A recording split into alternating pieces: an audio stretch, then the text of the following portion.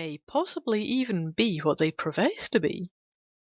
But we shall always call the best selection of such tales Grimm's Tales, simply because it is the best collection.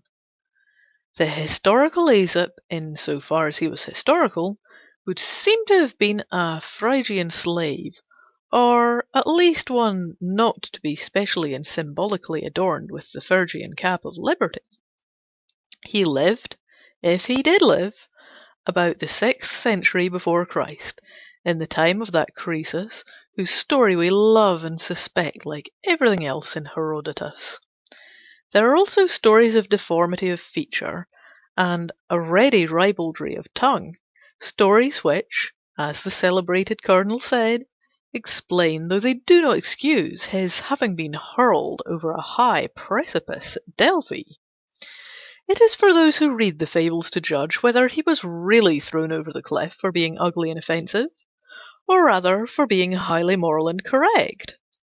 But there is no kind of doubt that the general legend of him may justly rank him with a race too easily forgotten in our modern comparisons, the race of the great philosophic slaves. Aesop may have been a fiction like Uncle Remus. He was also, like Uncle Remus, a fact.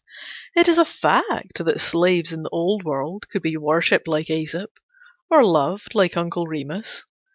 It is odd to note that both the great slaves told their best stories about beasts and birds. But whatever be fairly due to Aesop, the human tradition called Fables is not due to him. This had gone on long before any sarcastic freedman from Phrygia had or had not been flung off a precipice.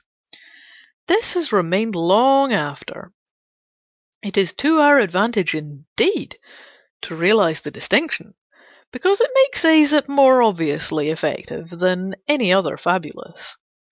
Grimm's tales, glorious as they are, were collected by 2 German students, and if we find it hard to be certain of a German student, at least we know more about him than we know about a Phrygian slave.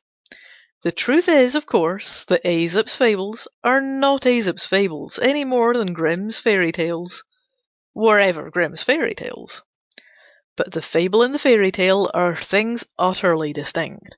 There are many elements of difference, but the plainest is plain enough. There can be no good fable with human beings in it. There can be no good fairy tale without them. Aesop, or Babrius, or whatever his name was,